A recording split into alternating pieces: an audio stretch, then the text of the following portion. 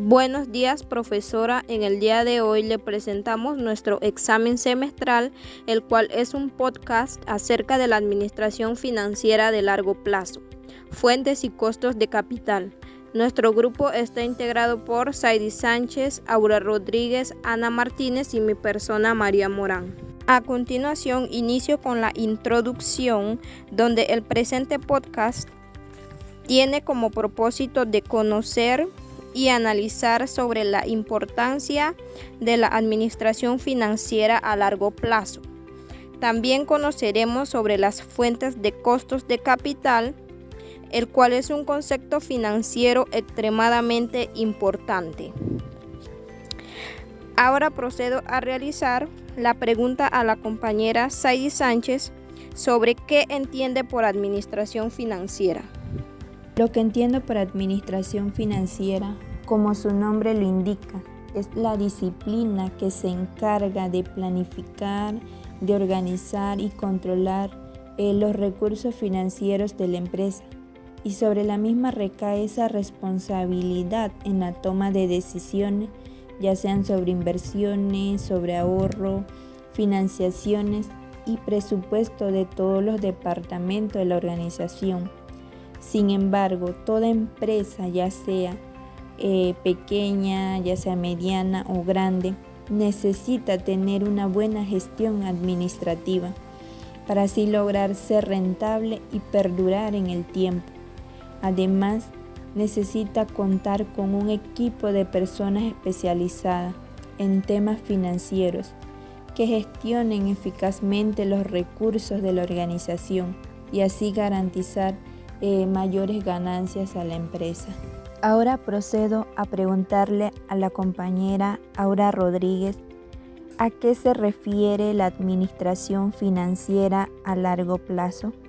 La administración financiera de largo plazo incluye toda la planeación, las actividades y el efecto anticipado de esta acción dentro de una cobertura que por lo general es de 3 a 10 años. La administración de las finanzas de largo plazo, a diferencia de la de corto plazo, es que la primera incluye desembolsos propuestos en operaciones no corrientes como inversiones de capital, el desarrollo de productos, estructura de capital, fuentes importantes de financiamiento, nuevas líneas de negocios, entre otros. Estas actividades son inversiones de mediano o largo plazo que requieren de largas fases de preparación y puesta en marcha.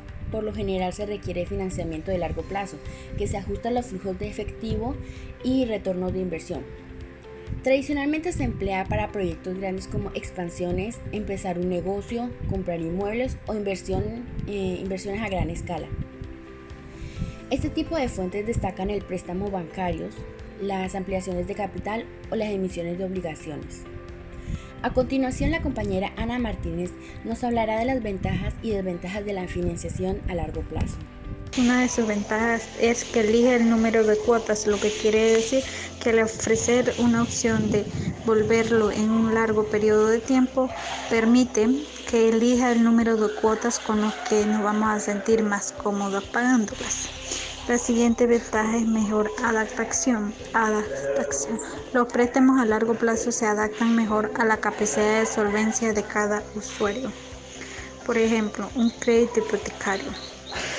Lo más notable es que ofrece la posibilidad que las personas de compra de su vivienda pagando por ella una cuota mensual por un largo plazo y así se sientan más cómodos a la hora de hacer su pago mensualmente y el usuario se sienta en mejor adaptación de sus necesidades. Como sus ventajas tenemos exigencia de requisitos y la tasa de interés alta, lo que quiere decir que una deuda hay que ser cuidadosos, ya que tomará entre 20 y 30 años pagarlas, y por el incumplimiento prolongado puede significar pérdida, aunque pareciera algo obvio. Muchas personas caen en el error de no leer el contrato por ser largo o extenso y luego de esto enfrentan costos ocultos establecidos en una cláusula, lo que podría desequilibrar su presupuesto y correr el riesgo de incumplir los pagos. El pago mensual no es el único que tendrá que ver. También deberás contratar seguro como vida y hogar de manera obligatoria, ya sea en el banco o en otra compañía, que suben la tasa de interés. Como vemos, estas son las ventajas y desventajas de una administración financiera de largo plazo. Ejemplos de tipo de financiación a largo plazo. En estos encontramos el préstamo a largo plazo y el leasing financiero. El préstamo a largo plazo es usualmente un acuerdo formal para proveer fondos por más de un año, y la mayoría son para algunas mejoras que beneficiará a la compañía y aumentará las ganancias. Por otra parte, el leasing financiero es un tipo de financiación que el arrendador pacta con el arrendatario mediante un contrato de leasing. El derecho de uso de bien a cambio de un pago de cuotas mensuales durante un plazo de tiempo superior a un año, y que al finalizar el mismo, el arrendatario puede devolver el bien o pagar el valor residual y quedárselo. Con el contrato de leasing se adquiere el derecho de uso, pero la propiedad no, hasta que se ejerza la opción de comprar al final del contrato. A continuación procedo a hacerle la pregunta a la compañera Saidi Sánchez. ¿Cuáles son las fuentes y costos de capital? Entre las fuentes y costos de capital están las deudas, acciones preferentes, utilidades retenidas y acciones comunes. Las deudas más que nada son las obligaciones que contraen con un tercero, ya sea una persona natural o una persona jurídica. Las acciones preferentes son instrumentos complejos donde los dividendos a los que se tiene derecho están predeterminados.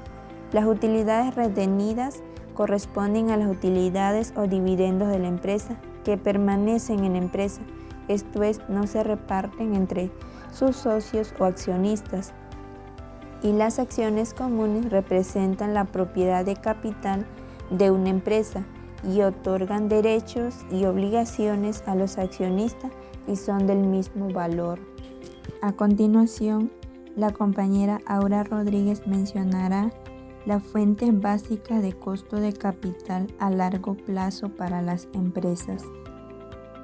En este encontramos 4. La primera es el costo de endeudamiento a largo plazo. Esta fuente de fondos tiene 2 componentes principales: el interés anual y la amortización de los descuentos y primas que se recibieron cuando se contrajo la deuda.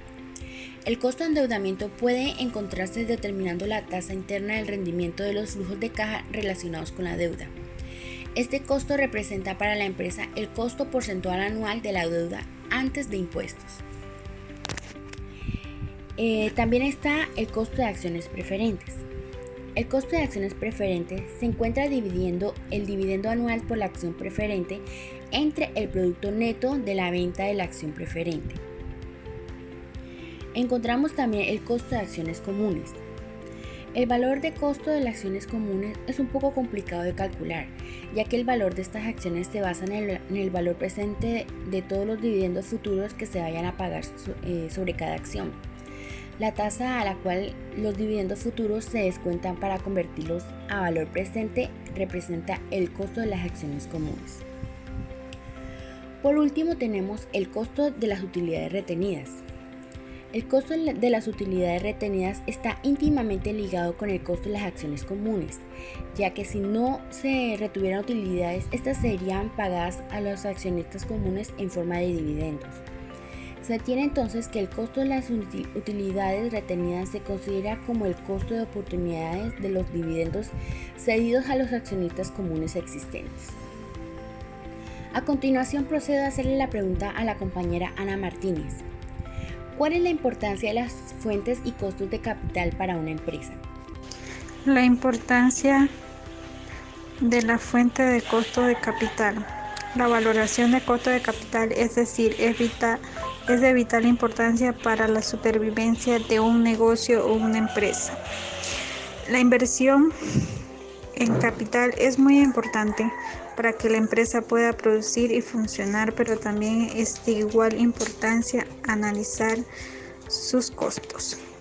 Para ello se detectan las necesidades de la empresa, cubrir todas las necesidades de los consumidores o usuarios, y bien pasar a la práctica, es decir, encontrar una manera efectiva de hacerlo, requiere aplicar estrategias adaptadas a cada organización. Y para calcular las costas de producción se debe considerar los 3 grandes grupos de gasto: la de mano de obra, los materiales y los costos generales de fabricación. Procedo a realizar el análisis sobre el ejemplo de las fuentes de financiamiento y costo de capital de la empresa Franquicias Panameñas S.A. correspondientes para el periodo 2020-2019, las cuales tiene como fuentes de financiamiento los préstamos bancarios a largo plazo, los bonos y los arrendamientos, las cuales son las fuentes de financiamiento por deuda, y las acciones comunes y las utilidades retenidas, las cuales son el financiamiento de capital por patrimonio.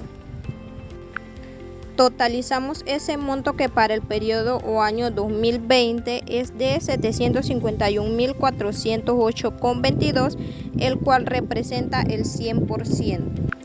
Y a la vez establecimos el porcentaje que le corresponde a cada una de las fuentes de dicha empresa. Para los préstamos bancarios a largo plazo tiene un porcentaje de 33.51%, bonos 0.00%, arrendamientos 0.02%, acciones comunes 32.24% y en utilidades retenidas 34.23%. Eso para el periodo 2020.